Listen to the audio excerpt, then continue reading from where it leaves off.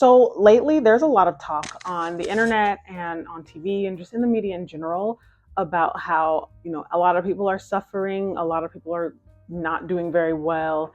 And it could make you, if you are enthralled in that, feel very down and out about your finances, especially if you aren't making six figures or you don't have a huge savings account or if you're not bankrolling 6 to 7 figures in your investment accounts. And I just wanted to make this video to let you know that there are those of you out there that could be feeling like this who don't need to be, especially if there are certain factors working in your favor, such as age, the cost of living, and how long you have until retirement. Other things could play a part, like the job that you have, the income that you make, your income potential. All of these things play a part in why you might not be doing that bad financially, even though you may feel like it. So here are some signs that you are doing just fine financially, or you are even about to hit that threshold to start growing financially. But before I get started, my name is Bo. I'm 31 years old. I live in Seattle and I am on a journey to reach 1 million net worth before retirement age. If you are not on that journey with me, you are now, because you're on this video, so stay tuned. And we're gonna get started with the first sign that you are doing fine financially, which is you have an emergency fund and or you're able to put away something every month.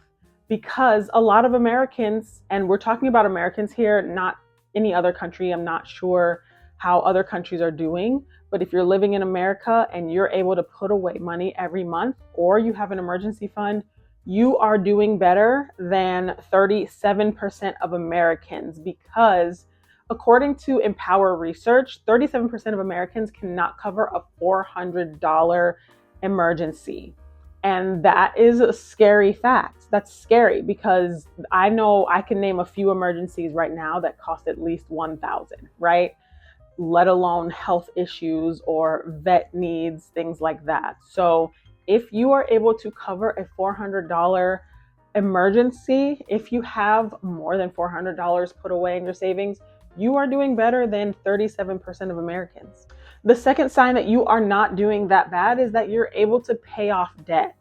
And this could even include minimums on your credit card and on your student loans. 48% of Americans have credit card debt that carries over month to month, which means that they're not getting rid of this debt. They are either letting it sit or they have no choice but to let it sit. So if you're able to intentionally pay off debt, don't compare yourself to others. Don't feel like you're behind in life. You're doing exactly what you should be doing, and you are contributing the way that you can to society. Also, when it comes to debt, not credit card debt related, but student loans, 30% of Americans have taken out a student loan in their lifetime. So if you have student loans, don't feel bad. You're not behind. You are in the same boat as so many other people. 30% of millions of people have also taken out student loan debt. And if you are able to pay down on those debts, you're doing just fine. The third sign that you are doing okay financially is that you don't live paycheck to paycheck. You aren't necessarily hurting for your paycheck in order to pay a bill that's overdue or waiting to get groceries until you get your next paycheck. That's how about 78% of Americans are living in 2025. 78%, more than half of the people that you see in your day-to-day are living paycheck to paycheck. So if you're not, if you have a savings account, if you are able to pay down debt, if you're able to put money away month over month and you're not living paycheck to paycheck, you're doing just fine. You're doing fine financially. You are well on your way to living a comfortable life. Now, number 4, you are doing fine financially if you invest your money. Investing is a privilege. Investing is something that at one point it was only available to a certain type of person.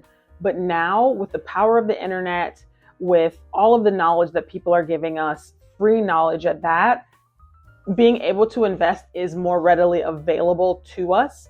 You shouldn't compare yourself and feel down if you're not able to invest thousands of dollars, $5,000, $6,000 a month or even a year, if you're able to invest $100 a month, $50 a month, even 20, you are doing so good because you already have that mindset that you want to make your money work for you. And that is going to take you very far. Just keep in mind when you are starting out that even though you're not putting in too much money, compound interest is a thing and it's working in your favor now. And there's no better feeling than earning on interest as opposed to just paying it. You are now also working towards keeping up with inflation. Any dollar, penny, nickel, dime in the stock market is working for you and not against you. And just keep in mind too that Social Security and pensions are never a guarantee. Whereas, yes, the stock market can fall, but that is still your money. That is your money that you are entitled to. It's not tied up in your job or whether or not you are employed. You can take it out whenever you need, depending on the brokerage or the investment type that you choose. And it's just a very safe feeling option for those of us who don't have the option of getting a pension or who don't think that Social Security will exist when we get to retirement age.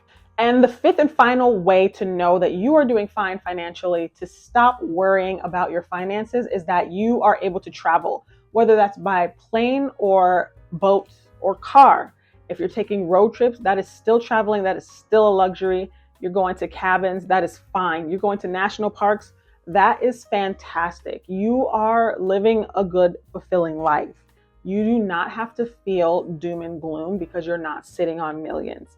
I'm not sitting on millions, and I feel like my life is very full. I feel very fulfilled, and I make less money than all of my friends in real life.